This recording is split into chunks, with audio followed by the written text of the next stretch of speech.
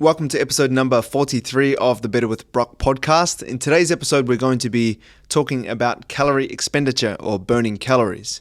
We're going to define what it is, how it happens, and then the considerations we have to think of when we're taking burning calories into the equation of transforming your body. The first thing we need to discuss is how we actually burn calories. And the way that we do that comes through four different things, 4 different ways, 4 different compartments. And the first one is the most significant, which is your BMR, which stands for your basal metabolic rate. And that is how many calories you would burn if you laid on the couch watching Netflix. Absolutely chilling, doing nothing, not getting up, just chilling there. You could look at it like being in a coma in hospital, just literally existing, just being alive. Your basal metabolic rate is the amount of calories that you burn just to keep alive. All the processes that you need, your heart to beat, your brain to function, blood to be pumping around your body, all the things that goes on in your body. Keeping the lights on. That's your basal metabolic rate, and that's responsible for approximately 60% of the calories that you burn throughout the day. And that baffles a lot of people because we think we burn all our calories in the gym. We burn all our calories when we go for a run. But the biggest portion of calories that we burn throughout the day is actually just from existing, just from being alive. I want you to take that knowledge on board. The second most significant way that we burn calories is something called your NEAT levels. NEAT stands for non-planned, that's the N. E stands for exercise, activity, thermogenesis, NEAT. Non-planned exercise, activity, thermogenesis. And that is your non-planned exercise. That's the stuff that you do without even thinking. That's your walking, that's your fidgeting, that's your touching your hair, that's your tapping your hand on the table, that's your wiggling your knee at the table when you're sitting there nervously or just sitting there in general. Everyone has different things that they do. I use my hands a lot when I talk. So if you're watching this on YouTube, you'll be able to see sometimes when I talk, and especially when I get really into things, I start like throwing my hands out back and forward or pointing to the left, pointing to the right, listing things with my fingers. This is NEAT levels at play. The non-planned exercise. And there's a debate out there that says, is going for a walk NEAT levels because you're actually planning to do it? And I see where they're coming from. I think we're fighting over stuff that doesn't really matter. If you're saying, oh, well, that's actually not NEAT because you plan to do that. It still sits in the basket of physical activity when we look at burning calories, which I'll break down later on. So that's your NEAT levels, and they're responsible for around 20% of the calories that we burn. And then we have EAT levels, which is exercise, activity, thermogenesis. So it's the same acronym except non-planned is in front of NEAT. So exercise, activity, thermogenesis is your planned exercise. We could call it PEAT to make it more obvious. Planned exercise, activity, thermogenesis. So the things that you know you're going to do. You know you're going to go to the gym 3 times a week. You know you're going to go to the gym 5 times a week. You know you're going to go for a run every Monday, Thursday. You know that you got jiu-jitsu class on Monday, Wednesday, and Friday. This is your planned exercise, and that also burns calories. That fits into your calorie expenditure. However, it's not as significant as your non-planned or your BMR. It's responsible for around 5 to 10%. Obviously, this depends on how much you train. If you're a professional athlete and you spend majority of your day training, stretching, doing yoga, recovering, you're probably going to have a higher percentage than 5 to 10%. It could creep up to 15 to 20 because you're so physically active. But most of us have jobs. We have lives that we have to live. We're not 100% full-time athletes dedicated to physical activity. So it generally will sit around that 5 to 10%. And for people that are completely sedentary, don't even work out, lift weights, play sport, have physical activity hobbies, it's probably going to be more towards the lower end of the spectrum. The last portion is something called TEF, the thermic effect of food. And that is the calories that we burn when we're breaking down food into our digestive system. So that obviously costs energy. That is our calorie expenditure. And this increases, it's around 5 to 10% as well. It increases as we have a high protein diet because protein is more taxing on the digestive system to process. So if we're having a high protein diet, it's going to be on the higher end than if it wasn't, just because it's harder to process, as I just said. So those are the 4 components. Once again, quickly summarizing, BMR we have, which is your basal metabolic rate, responsible for around 60%. We have your NEAT levels, which stands for non-planned exercise activity thermogenesis, which is around 15 to 20% of your calorie expenditure. We then have our planned exercise activity thermogenesis, EAT or PEAT, like I just said, and that is responsible for 5 to 10%. We then have the thermic effect of food, which is the amount of calories it costs for us to break down calories. And that is another 5 to 10%. So somewhere within that range, everyone is different, but you're going to reach 100% of the amount of calories that you burn. The biggest portion from just existing, just being alive, just waking up, getting through the day and finishing it, you're burning calories. But on top of that, you have your non-planned exercise, and everyone has that to varying degrees. And then we have our planned exercise. Obviously, people that are into sport, athletes, or people that do physical activity hobbies, they like cycling or all that kind of stuff, they're going to have higher levels of this. And then we have the thermic effect of food, going to be lower for people that don't have high protein diets. People with high protein diets are going to have a higher thermic effect of food. So these are ways that you can look at increasing your metabolism, which isn't the topic of the podcast that I want to dive in, but just a little side note here. If you did want to increase your metabolism, which is ultimately increasing how many calories that you burn throughout the day, then you would look at consuming a high protein diet because that would cost your body more energy to process. That is how we burn calories. And I wanted to highlight the fact that majority of the calories that we burn is literally just from existing. There are ways that we can change that, but our basal metabolic rate is made up of our height, our age, our weight, and our sex, our biological sex. And look, we can't really change our height once we become an adult. We can change our weight, which is the only thing that we can really change. We can't change our age, our height, or our sex, right? You can change your sex later on in life, but that doesn't change your biological sex. So the only thing that we can change there is our weight. So a heavier person, if you're the same height, age, and sex as someone, but someone's heavier than you, they're going to have a higher BMR because they need more energy to turn the lights on. So a small person is going to have a smaller basal metabolic rate than a larger person. Whether they're male or female, the size really does have a big factor in basal metabolic rate because we need more energy to keep the lights on for a bigger house, let's say.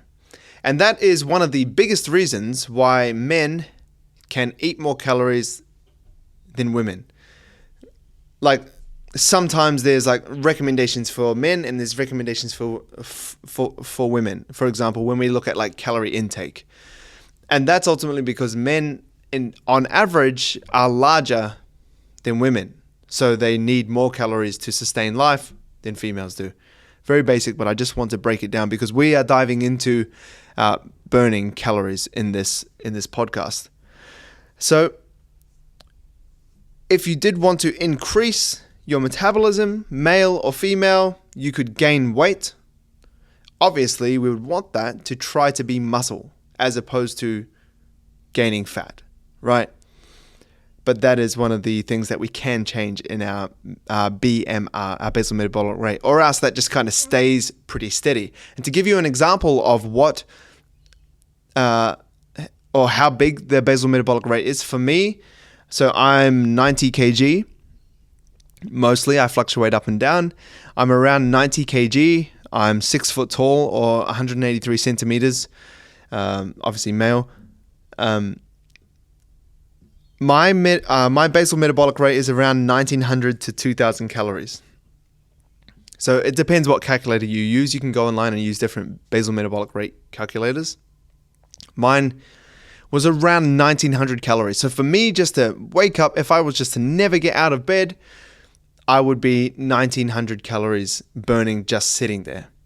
And then if you look at my NEAT levels and my EAT levels and my thermic effect of food, all those calories piled on top, then that would make my TDEE, which is my total daily energy expenditure. So your basal metabolic rate is the thing that is just fixed, right?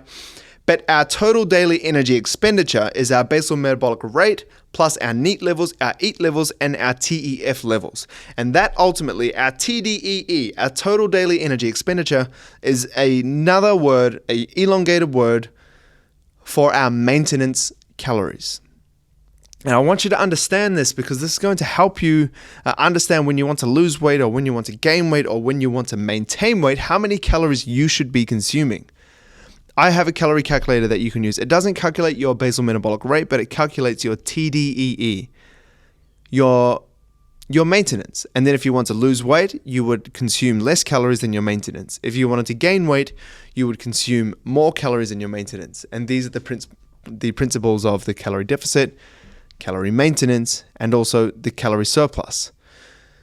But the BMR and the TDEE are intertwined. But ultimately, my TDEE, my maintenance, is around 3,500 calories. And that could sound high, especially with my basal metabolic rate only being around 1,900 to 2,000 calories. I have this other 1,500 calories to make up. And that is used, or those calories burnt, those 1,500 calories above my basal metabolic rate, my NEAT levels, my EAT levels, and my thermic effect of food. So for my NEAT levels, I am very active. I look at so I have a Fitbit, and I'm going to get into how accurate smartwatches are towards the end of this podcast. But for example, I've done 7,000 calories. I've done 7,000 steps. So 7,469 is what I'm on now. I've done a jiu-jitsu class before I did this podcast, so that's extra planned exercise, you could say, but that doesn't register on my watch because I don't wear my watch whilst I roll, or else it would break, because we need our wrists to be able to be grabbed in jiu-jitsu. So that's my NEAT levels, but on average, like just today, and it's around 3 p.m. right now, but for the rest of my NEAT levels, I average around somewhere between 10,000 to 15,000 steps per day. I usually get more steps on the weekend because I'm with my family. I go for a walk with my wife and my daughter quite often. We go down to the beach, we walk up and down, we walk different places, we might go to the shopping center, all that kind of stuff. But I have quite a high physical activity level with my steps. I would say my average, I could probably pull it up on my phone, but I don't have it on me. It's probably over 70,000 steps per week. And for my planned exercise, I do 3 jiu-jitsu sessions that are like 90 minutes long, and then I do 5 workouts, which are about 1 hour long. So as you can see, I have a really big physical activity level. And if we look at our physical activity level, it's made up of our planned exercise and our non-planned exercise. And that's why at the beginning of this podcast, I said, like, it doesn't really matter if our walks are planned or non-planned. You can put them in whatever box you want to, because it still sits in our physical activity box, which is our NEAT levels, non-planned exercise, plus our EAT levels, which is our planned exercise, our workout. So whether I class my 10,000 steps that I do on average a day into planned exercise or non-planned exercise, it still sits in this physical activity bucket. And your body doesn't care where your calories expenditure has come from. It just costs you energy. It costs you calories, and that is what you're burning when you're looking at that. So, for example, I also have a high level of protein in my diet. I'm consuming around 2.5 grams per kilo of body weight, which is the upper echelon of a high protein diet. So as you can see, I'm a bit of a calorie burning machine. So that's why my maintenance calories is 3,500. Some people wouldn't even dream of eating 3,500 calories, but that's just the reality of my life. I'm very physically active. I would say I'm reasonably tall. I'm reasonably muscular. I'm reasonably heavy. And I have a high level of protein in my diet. So I have to eat lots of food. 3,500 calories, that's just for me to maintain weight. At the moment, I'm dropping weight and I'm on about 3,300 to 3,200 calories. That's only a 300 calorie deficit each day, but that's helping me to lose a slight amount of weight every week. I don't want to lose too much, but just slowly edge it off. And that's the importance of kind of like understanding your total daily energy expenditure and how many calories you burn. Because once you're aware of how much you burn, then you can now go, okay, this is what I'll do if I was going to lose weight. This is what I'll do if I was going to gain weight. It's the same if you look at budgeting. If you know how much you're earning and how much you're spending, or how much your entire household is bringing in and how much your entire household costs. You might have kids. You might have a wife. The kids might have schools. You might have hobbies that you need to pay for. You might have a mortgage to pay for. You might need to pay for a car. You might need to go shopping, to buy clothes, whatever. We all have expenditures and kind of like how much we make coming in as well. But if we're not aware of it, we don't know what to do to save money, or we don't know what to do if we're going to like spend too much and go into debt or go broke. And that's the same thing. That's how I like to look at calories as well. If we don't know how much we're burning, then we don't really know how much we need to consume if we are going to lose, maintain, or gain weight. And that takes me to the next question. What is the best way to burn as many calories as possible? And this seems to be the goal of so many people in the gym. They're like, I want to burn as many calories as possible. And I understand that, because if you are overweight, it's a simple equation. You have been eating more calories, consuming more calories than you've been expending. And the fat that you've accumulated is just repetition of that. Consuming too many calories, not burning enough calories. But if you know your TDEE, your total daily energy expenditure, then you know, oh man, I'm eating too much. Like my total daily energy expenditure is only 2,500 calories. So why am I eating 3,000? That's why I'm gaining weight. For me, this knowledge is empowering. I don't think it's obsessive. I don't think it's like, oh man, you're thinking too much about food. You know, this is going to be a problem for you.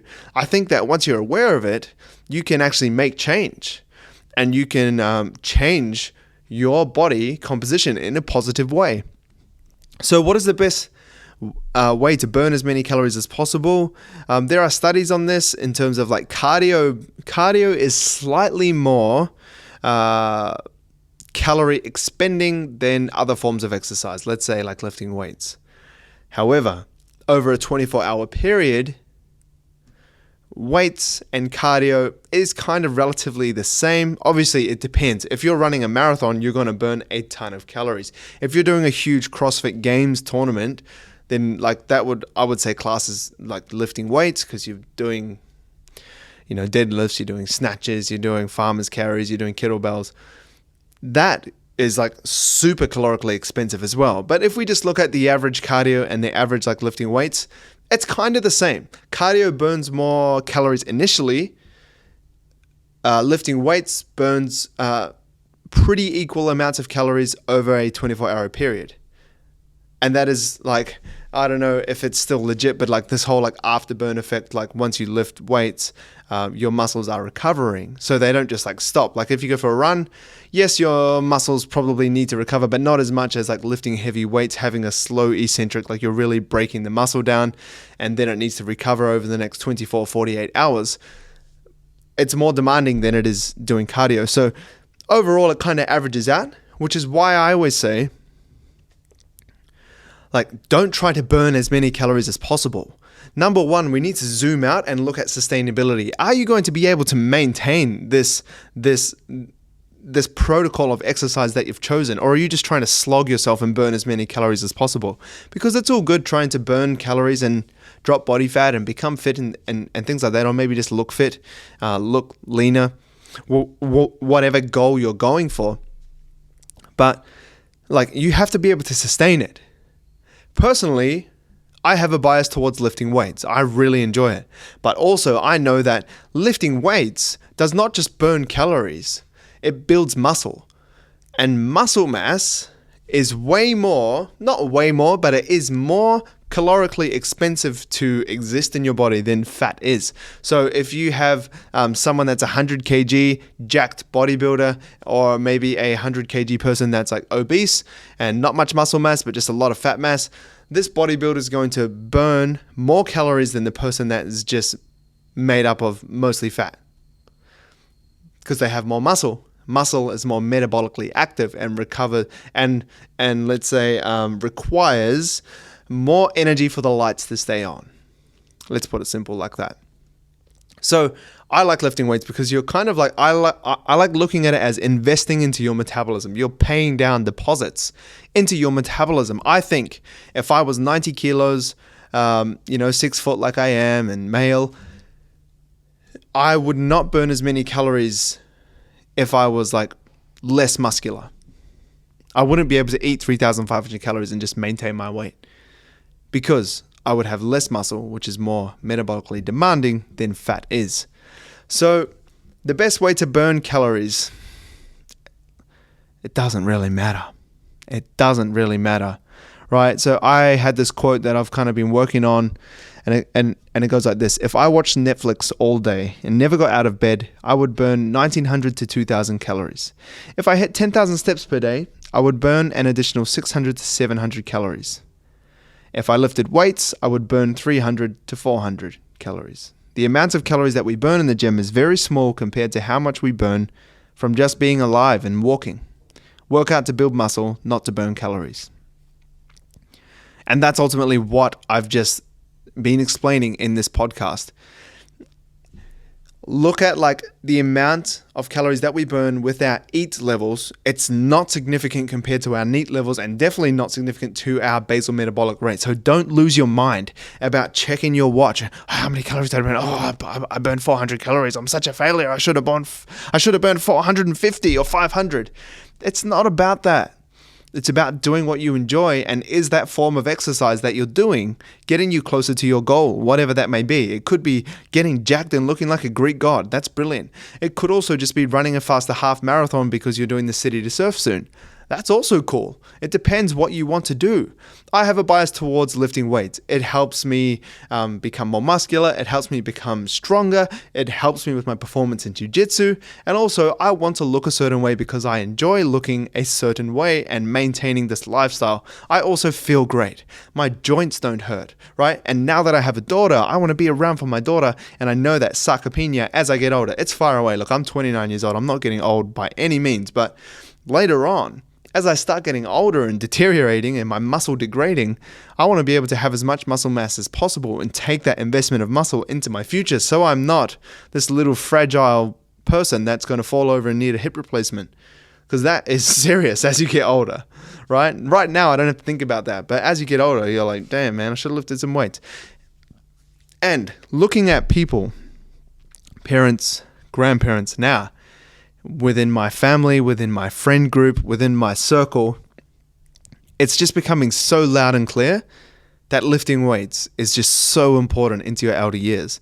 There's studies about creatine in the elder population too, and the benefits that it could have for them. And I'm like, if only you knew, because I'll talk to these people and they don't lift weights. They think that, going for a walk is enough. And look, it's better than nothing, but it's not going to give you that same response where your muscle's going to grow and help you to be more sturdy as you get older.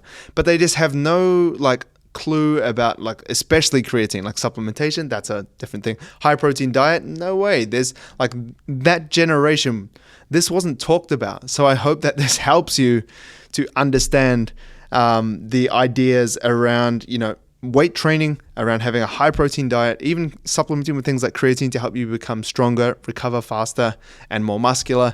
These things will pay off in your later years. I know that you probably don't want to think about it, and fair play, because I don't need to think about it either, but it's nice to know as you kind of get older, you can take that muscle mass into your older years. All right, so moving on, the best way to burn calories we kind of just discussed. Now let's talk about eating calories versus burning calories. Look, you cannot out-exercise a bad diet.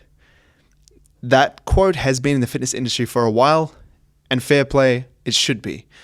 because it is very, very true. Eating calories is so much easier than burning calories. Look, man, one day I feel sick just thinking about it. I did a 10,000 calorie challenge with my friend Dave.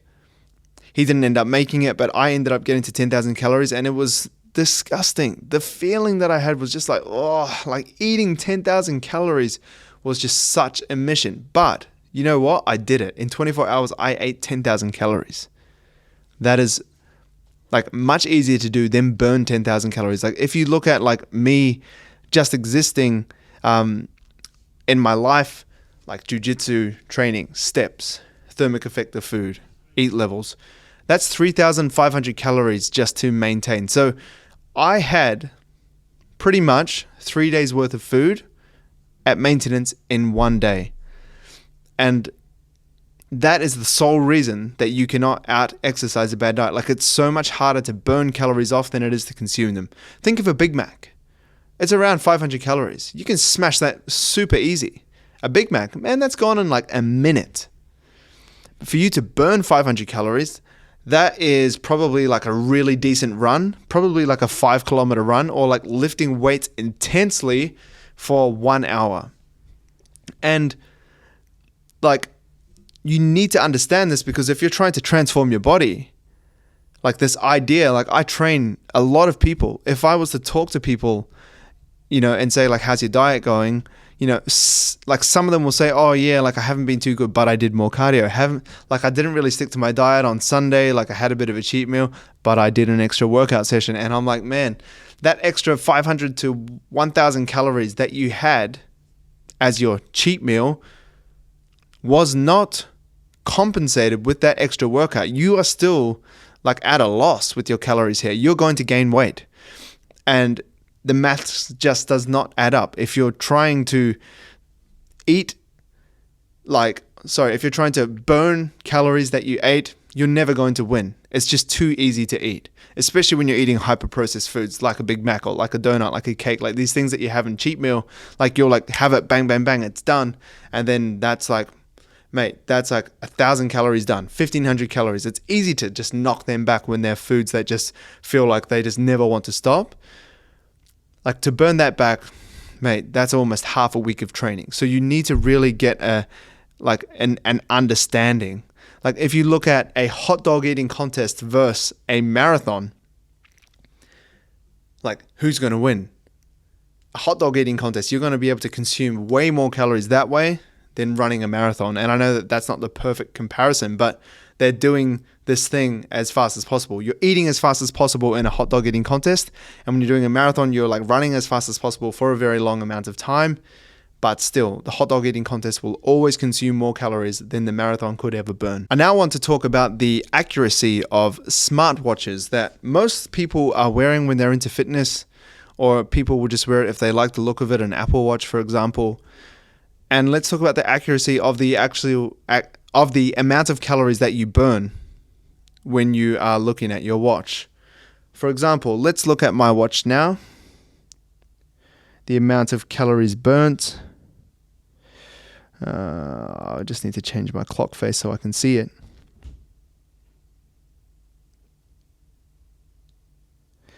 Let's go here. It says that I have burnt 2,446 calories today. So as I said, my maintenance is around 3,500. So it should kind of bring me up to 3,500 calories burnt by the end of the day. I still got a while now. I need to burn like 1,100 calories.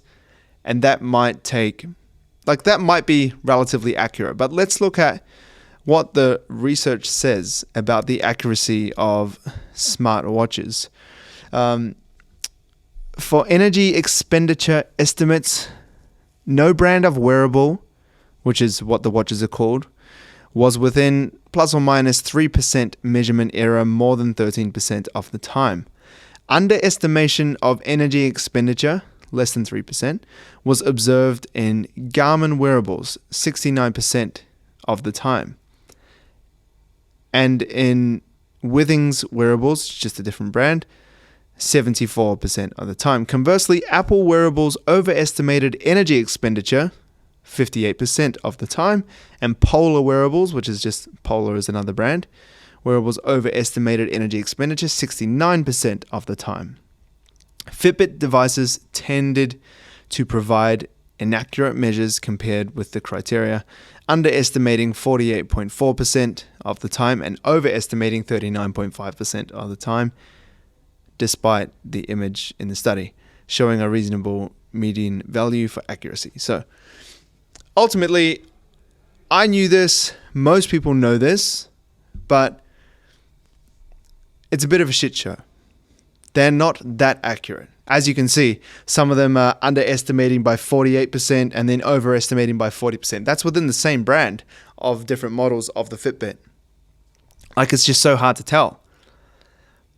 And this is why I don't like to look at calories burnt. Because first of all, it's so inaccurate. The way that you would actually have to determine that would be inhumane. You would have to take like muscle biopsies. You'd have to be in a metabolic chamber. And that's just unrealistic. Like, okay, maybe this is the best thing that we have, but it's not very good. That's why I don't like to look at it session by session. Oh, I burnt 500 calories. I burnt 550 calories. Because then you get into this competition of how many calories did I burn. But when you're going to the gym, that's not how we measure progress. Like, the amount of calories that we burn, that is not... Okay, if you burnt 700 calories and someone burnt 300, does that mean that you're better than that person? No. Does that mean you had a better workout than that person? No. Because you have questions like this. How was your form? What weights did you lift? Did you progress from last week by applying progressive overload? Did you stick to your rest periods? Did you lift more weight than last week? You have a lot of questions to ask. And calorie burning doesn't really have much to do with it. Okay, look, if you're trying to lose fat, I understand you want to burn a certain amount of calories, and maybe that's going to help you. But then you get caught into this vortex of going, okay, this week I burnt 500, next week I'm going to do 510, then I'm going to do 520, 530, 540, and then you're no longer chasing progressive overload, training with good form, sticking to your rest periods. You're chasing just this number of calories burnt, which doesn't really do you any benefit, because if we come back to what I was talking about before, the amount of calories burnt is so easy to overcome by eating too much. So I would rather shift that focus that you have of obsessing about how many calories you did to how many you consumed, because you can actually make more progress by monitoring. This is for fat loss specifically. You can make more progress for fat loss by monitoring your intake rather than trying to maximize your outtake. And also you have this question of time. Can you just continue to train for so long? Okay, you started at burning 500 calories, but now you're up to 700, then you have to go to 800, then you have to go to 900. Are you just going to stay at the gym for 2 or 3 hours just smashing yourself on the Stairmaster? It doesn't really make sense, and that's why we have to start working smarter as opposed to just working harder. Oh, I'm doing so much cardio, I'm doing so much weights, and then you're exhausted. That's not the smart way to approach fat loss. It's not about over exercising. It's more so about the smarter way to do it is under eating. And I don't mean starving yourself by saying under eating. I mean consuming a calorie deficit. So just coming under your maintenance and dropping body fat over that long extended time that way. That's the much smarter way to do things, in my opinion. So how do I like to look at burning calories? I like to just use a calorie calculator. It just does the formula for you. I like to use the Harris-Benedict formula. So if you use my calorie calculator, which will be, if you're on YouTube, in the link in the description, if you're on Spotify or Apple Podcasts, I always put it underneath. You can use my free calorie calculator. It doesn't cost you anything, but your email address. And once you have that number, that's your maintenance. That's your total daily energy expenditure. And once you have that, then you can really start experimenting. Okay, so this should be your maintenance. You could even just eat that amount of calories for a week. And if your weight maintains, then that is your true maintenance. But sometimes the formula is not too wrong. Maybe sometimes you instead of choosing slightly active, you choose moderately active. So it's not very accurate. But you'll get a feel for it. If you eat your maintenance calories that comes out of the calculator and you still lose weight, you'll know that if you want to maintain weight, you probably need to bump that up a little bit. You could bump it up 50 calories. You could bump it up 100 calories, and you experiment that way. I like to do it this way because it looks at your week as an average, as opposed to like, oh, I burnt 700 calories today in my workout, so that means I need to eat X amount more. And then if you only do a workout that's only 200 calories, then you have to like readjust. But if you look at the average over time and just go, okay, my maintenance with my physical activity of, slightly active, I need to eat 3,000 calories and that's my maintenance.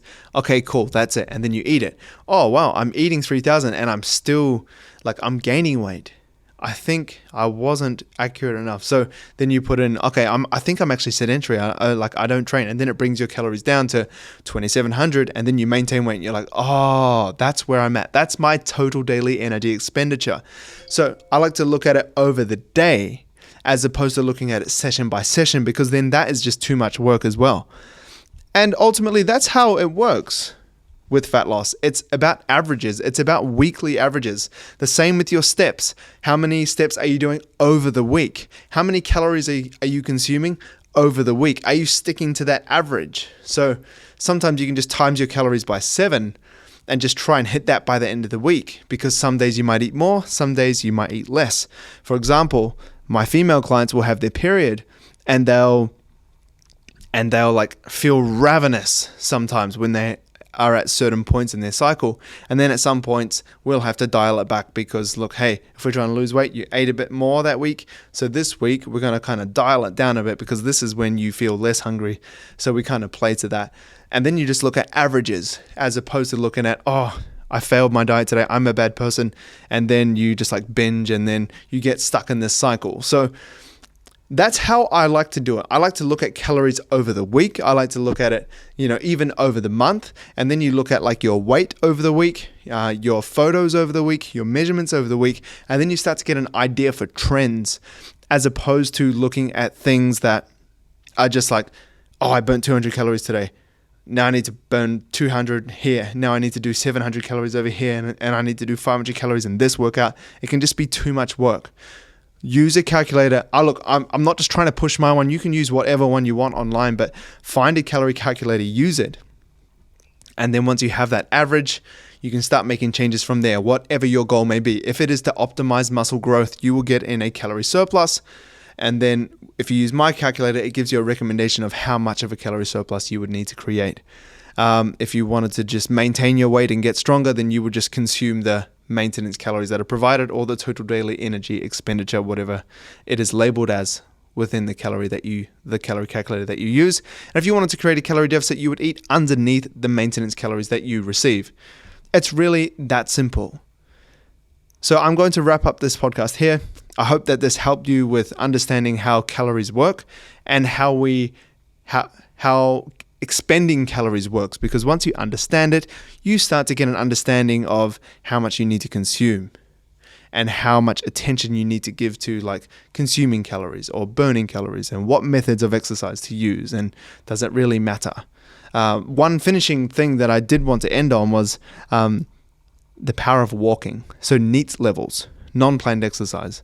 Or if you want to put it in the planned exercise, I don't care what sort of ideology you want to stick to. But the power of walking, it's very we burn more calories from our walking than our training. So look at it like that. I'm not saying it's better to skip a workout and go for a walk. Workouts build muscle, walking doesn't. But in terms of burning calories and driving up your calorie expenditure, trying to burn more calories for things like fat loss, that's why instead of prescribing cardio, I often just prescribe more steps for people, because going for a longer walk or being more intentional about your steps throughout the day is often easier than smashing out a cardio session, and more attractive. So put that into your back pocket and use it next time you want to lose fat.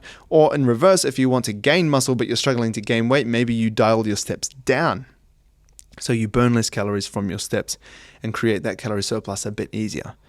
All right, team. I hope that helps. I'll see you in the next podcast.